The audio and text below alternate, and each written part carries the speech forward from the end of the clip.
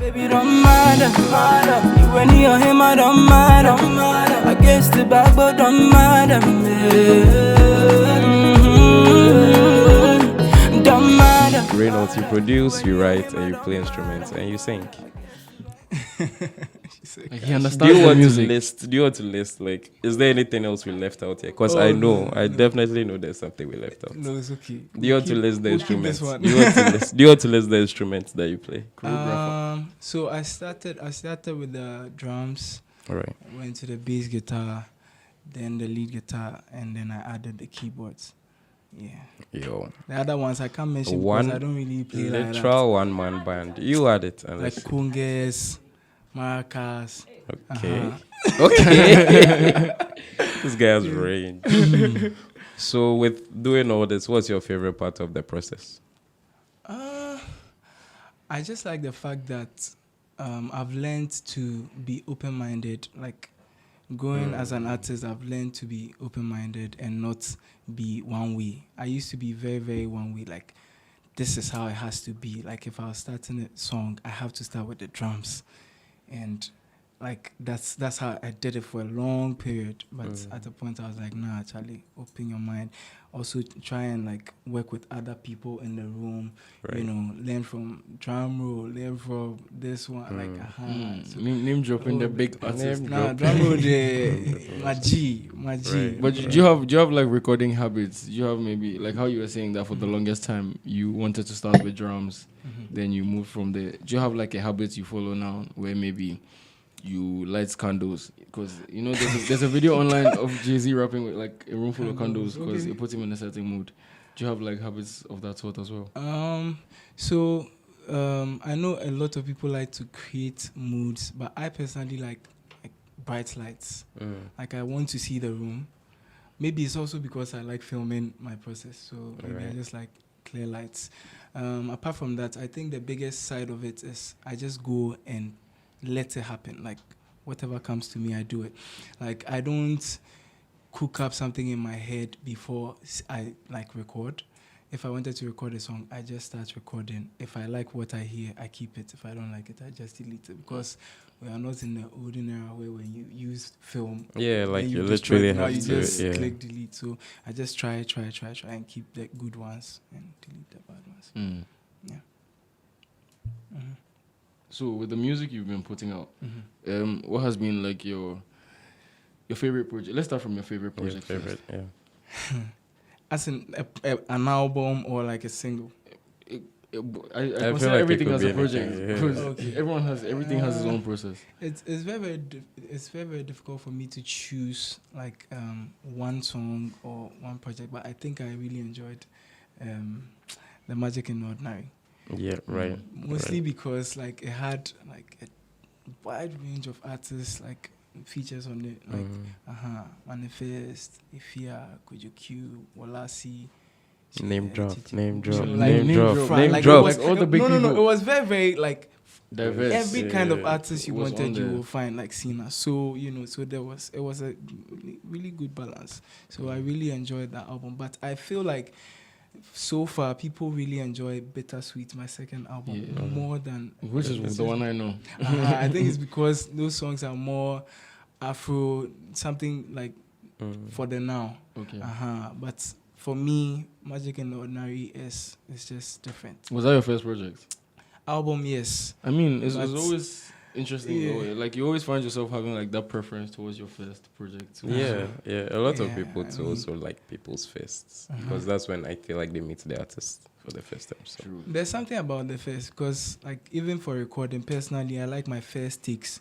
I will try and redo. I always go back to The the first first take. There's just something about the first take. Hey, I feel like you are thinking about a different first.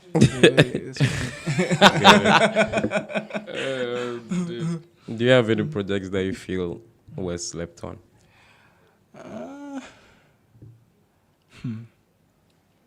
Maybe my EP. It's called 3 EP. Just 3 songs on there. But yeah, I feel like it's also like partly because of how I put it out. I didn't really make noise didn't about make a it. noise I about felt it. like people were waiting for me to put something out, who kept asking me, what's your next project? So these were songs I already had. You're asking, so take. And so I didn't really, so I feel like it's also because of the way I put it out. But Okay, so with how you were mentioning like the artists you've worked with on the earlier projects, which feature has been like your favorite feature? This is difficult, but I'll choose. And why? And why? Okay, I'll choose Manifest because of just how it happened. I think I sent him. No, I didn't send him the song. We're in a car from a rehearsal. Went to rehearse for a tour we're going on, and on the way back, I just decided to play him some of the stuff I was working on. I was just praying in my head, hoping this man would just say, "Yo, I like this song." Right from the car to the studio, because we're going to like another studio to do a session with drum roll, you know. And then like he recorded that song that day, like that same day. Right, that's how much he liked the song, really and like I really appreciate him for that. So just because of that, but I can also throw in Efia because Efia's one was also super magical. What was the story behind Efia? Yeah, what's like, the story behind that? We had finished recording her song. Like I produced a song called "Love for Her." Okay. And then I was like, "Efia, would you mind doing a song with me?" "Oh yeah, bro. Why not? Play the beat." And she sat on the table. She was just thinking like for 2 minutes, 3 minutes. Efia just starts going in. "You need to get on my tempo," just like that. I said, "Oh, okay." Then the lights went off. So that's the story you told on the space. You know. Yeah. So she couldn't do the E, F, Y, A. I said, no, this thing, it has to be on the song. So I did it myself. And I went to beg her, "Efia, can I use my voice to do it?" She said, "Oh, it's fine." I said, "Efia, my personal person." Wow. But it also shows how talented you are to sing someone's tagline and Bro, I said this guy's music be you guys don't understand. That's gonna be interesting. But Yeah. So like speaking of the artists and how it seems they all have solid work ethic. What would you say is your advice on how to maintain that as an artist? Just be nice, be kind. That's what personally I feel like there's no point in like feeling like you are better or you are more important than the next person. Yeah, it's music we are creating. Music is like a beautiful energy. You don't have to bring like negative vibes in the room. Personally, if I see you are on a certain like wavelength, I'm like, okay, cool. I might not say it to you, but you know that. Because I always want to surround myself with people who have good energy. You know, like so. Good vibes. I just feel like so the vibe really plays an important part of anyone. Oh yeah, like don't bring any wrong energy to them. And I'm saying this as me who used to be that kind of person. Like really? I was somebody who overthinks a lot. Everything. Why should this be? You know. But like I said, going in this music thing, I just evolved. Are you a perfectionist? I will consider myself that, but now it's not like with the new process I'm using. I don't care about what is going to be. But you're a bit more relaxed. Let it flow.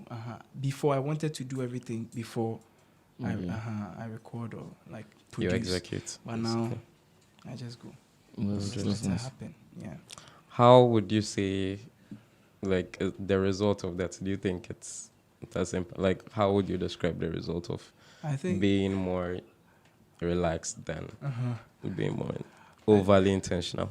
I think it has given me, or it has allowed more people to want to work with me. Because I feel like even though nobody said it to my face, I felt it that people were talking. They're like, this guy's too mechanical. He's too process focused. And so now, I get it. I can get how working with somebody like that, you go ball. You go ball because unless you are like that, working with somebody like that too. Yeah, and I think it also see how it can be a problem. Yeah, I think it also came from a place of like self-assessing, like just. Reynolds, are you sure about this? You know, some people don't do that. Like you need to be honest with yourself. Right.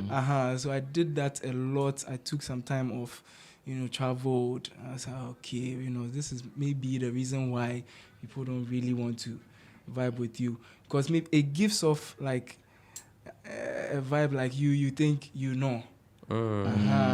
You think you play instrument, you think you do this, no. So now it's not. I'm not saying I've come down to people's level. I've just become open-minded. Let's just work. Teach me. Let me learn. I also teach you. Yeah. Okay. And when F was talking about your skills that you have, right? What skills do the people around you or in your team have to have, or do they have to like show like the same skill? Or you just have to just vibe with them, and then you can make them part of your team. Yeah. This one is a different. You need to be a multi-instrumentalist to work with me. No. I don't think so. I think like you have to understand what I do before you can be part, like type thing. I don't think it's like that. I think now, okay, maybe not. Even before it wasn't like that. I didn't have any requirements, but I'll probably not give off like too much if I saw that this person wasn't up to this, because at the end of the day I'll be saying something and you don't understand it. You don't appreciate it as much. But now I'm interested in what you are bringing, like whether it's bigger than me, it's smaller, like I just want to let's just do it. I know. And do you enjoy performing as well? Hey, the funny thing is I always saw myself as a performer. I never saw myself as a producer. I didn't want that like work and people calling you my song. I didn't see it. I wanted to be the person calling people, yo, my song. I only became a producer because I don't know if I should mention the producer's name, but I went to a big producer's studio at the time, like 10 or 11 years ago. I said, oh, I have a song, boss, I beg, I want you to produce the song for me. And at the time, we're not using this 100 Ghana and 700. He said, oh, I'll do it for you. You just give me 7 million. I said, in my whole life at that point, 1 million. It would be that. 7 million. So going back from the studio, I said, but you play keyboard, though. Like, the only thing right now is you don't know how to use the software. So I called my friend Kessie. I said, bro, do you know how to use this? Artist Kessie? Yes. Okay. I called him. He said, oh, come.